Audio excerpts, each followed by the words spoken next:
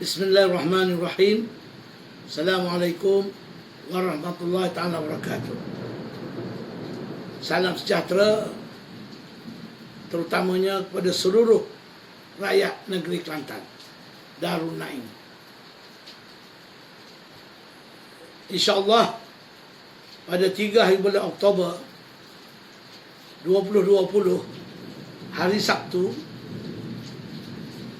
saya akan mengadakan perjumpaan tertutup dengan pimpinan kanan Parti Putera Kelantan dan dengan tetamu-tetamu yang diundang khas by invitation, iaitu mereka-mereka yang diundang khas yang telah dikenal pasti, iaitu anak-anak Kelantan ataupun tokoh-tokoh anak-anak Kelantan daripada berbagai latar belakang, di mana perjumpaan tertutup ini yang kita dah tetapkan sekitar 150 orang, 50 daripada pimpinan Putera Kelantan daripada bahagian-bahagian yang kanan-kanan dan 100 tetamu khas, di mana kita akan mengadakan perbincangan mengenai dengan isu negeri Kelantan. Sebab mutakhir ini, beberapa bulan ini, macam-macam berita kita baca mengenai dengan Kelantan. Secara ringkasnya, bolehlah saya sebutkan 30 tahun Kerajaan PAS mentadbir Kelantan. Terimalah hakikat, tidak ada apa yang berubah yang beri berjaminan kepada masa depan rakyat Kelantan. 30 tahun ini masa yang cukup lama. Kelantan, sebuah negeri yang diberi oleh Allah Subhanahu Wa Taala dengan berbagai-bagai kehebatan, daripada alam semula jadi, rakyat yang rajin, hasil mahsul negeri tidak sedikit, budaya yang hebat, makanan, jenis makanan yang tersohor dan berbagai-bagai, pantai-pantai yang indah. Tapi semuanya ini tidak dapat dikomersialiskan untuk membangun negeri Kelantan. Maka sebab itu, kita tengok pengangguran di negeri Kelantan makin teruk dan makin buruk. Perhijrahan rakyat Kelantan keluar Kelantan dah sudah ratusan ribu. Dan sekarang ini masalah besarnya pula, di negeri-negeri lain pun keadaannya sudah terhimpit dengan COVID-19. Jadi memang riuhlah kegelisahan rakyat Kelantan. Ditambah pula dengan masalah air. Bukan saja air tidak mencukupi, air kotor. Timbul pula dakwaan nak selesai ini pula 30 tahun. Jadi kita tengok dalam media sosial macam-macam reaksi. Sehingga ada orang tak ada air melalui payung, tak ada air dalam buluh, nak tunggu hujan. Mereka tunjuk air kuning dalam kawah sewaktu nak buat majlis bubuh Ashura.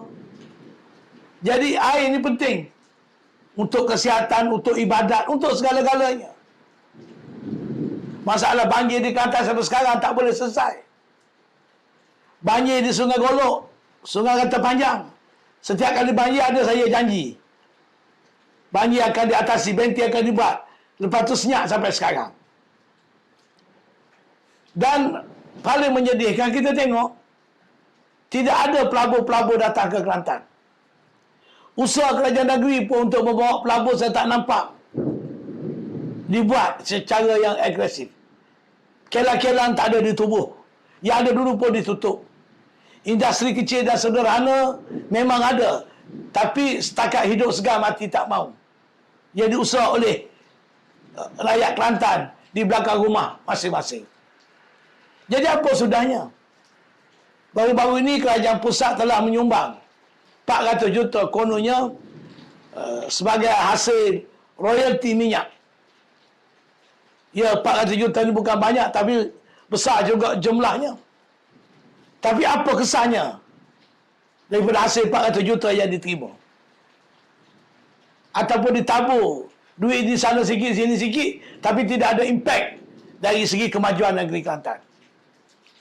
Samalah juga kita tengok dalam keadaan rakyat begitu tenang, masalah air tak selesai, pekerjaan tak ada, ekonomi tak berkembang, tiba-tiba Esko PAS, Kerajaan PAS Kelantan membeli kereta baru untuk Esko sebanyak 14 buah untuk MB, TMB dan MB dan Esko. Katanya kosnya 9 juta. Beli pula dengan syarikat bukan Bumi Putra di Jalan Pahang, Kuala Lumpur. Jadi kemewahan pemimpin makin meningkat. Dan sekarang ni pun Kelantan dengan wujudnya kerajaan muafakat nasional ni, pemimpin-pemimpinnya bertambah jawatan.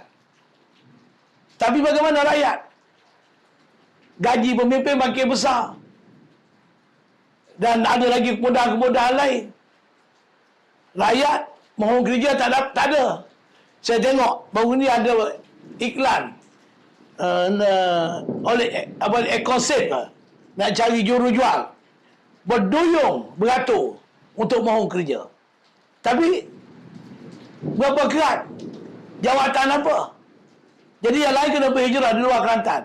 Tapi anak-anak pemimpin diberi tempat bekerja di Kelantan. Ni saya nak dedah ni. Saya dapat maklumat di Kelantan, anak menteri besar dan anak timbalan menteri besar diberi tempat, diberi jawatan dalam SEDC Kelantan. Saya tak nak sebut nama. Tetapi anak TMB diberi jawatan pegawai tabir grade 41. Manakala anak MB pula bekerja dengan SEDC daripada grade N19 akan dinaikkan kepada grade N41. Jadi anak masing-masing pun diberi keutamaan. Rakyat Kelantan biasa macam mana? Bercakap Islam berdetung-detung, fatwa berjada-jada. Berapa lama nak menipu rakyat Kelantan dengan retorik-retorik?